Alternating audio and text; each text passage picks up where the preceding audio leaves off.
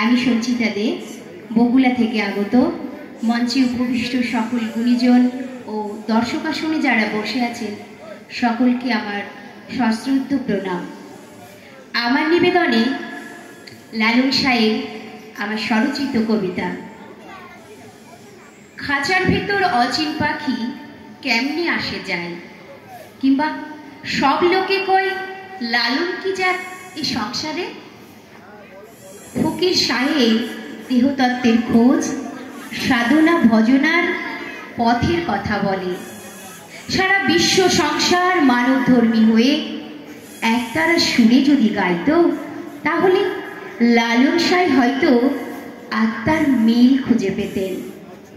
পদ্মার তীরে ভাঙা নৌকোয় বসে বাতাসে বাউলের সুরে মন ভরত। মনাগুনে পুড়ে গোপী মনের এমন দশা, লালনের সুরে জীবিত আজীবনকাল।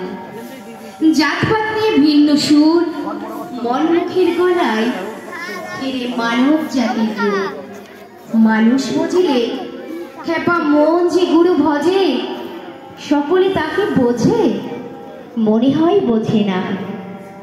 শুদ্ধ প্রেমের প্রেমিক যে একমাত্র মানুষের মন, মন যে সেই লালন সাহেব সংসারে বিলিয়েছিলেন।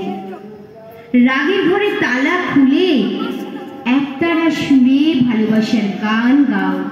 দেখো ধর্ম কোথায়, জাত কোথায়, পাত কোথায়, সকলে মাটির কথা বলে। মাটির মানুষ খুঁজবো তুমি, খুঁজবো আমি হৃদয়ের অন্তরালে। সাধন ভজন আকার সকারে নয়, মূলে এক হলো সে ভিন্ন কজন। ভিন্নের রূপ তো পাত্র ঠিক জলের মতন, জলে যে আকার যে পাত্র, ঠিক আমাদের মনুষ্যত্বের বোধ ও সেই পাত্রের আকার ধারণ।